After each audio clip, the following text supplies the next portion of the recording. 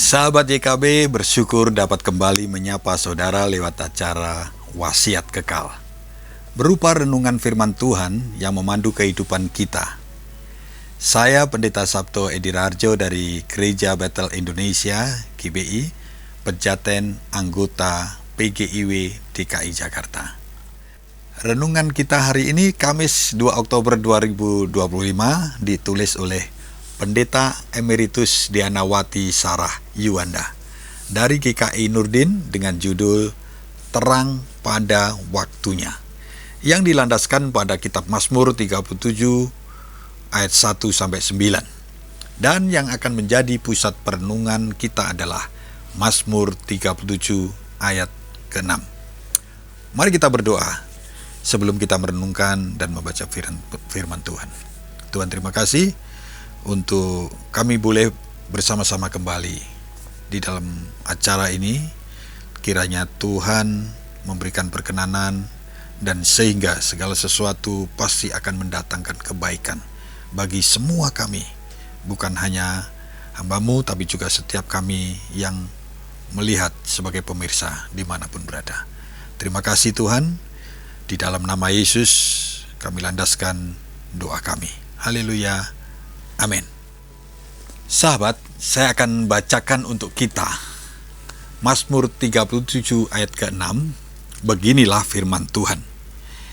Ia akan menerbitkan kebenaran-Mu seperti terang dan hak-Mu seperti siang.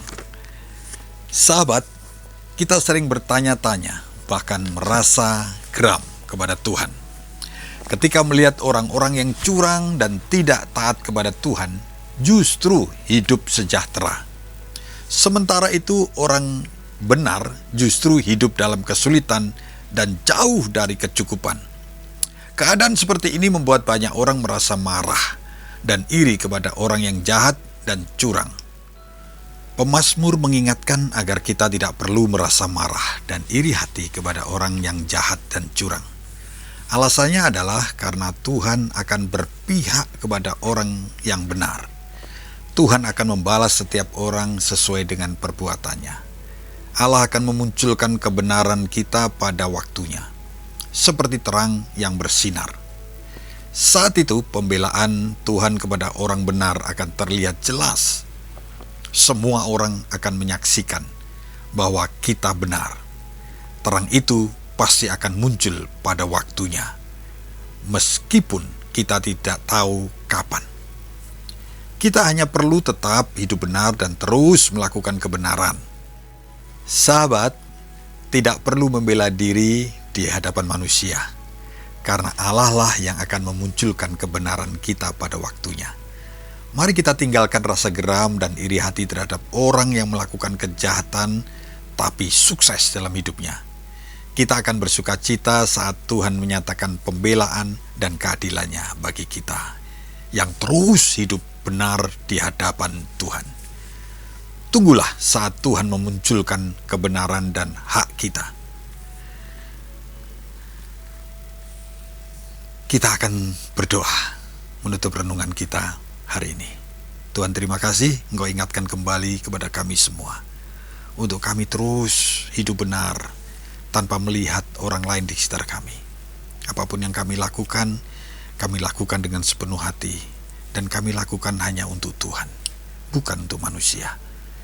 Sehingga biarlah kami dijauhkan dari perasaan iri terhadap orang jahat yang terlihat begitu mulia, begitu nyaman kehidupannya.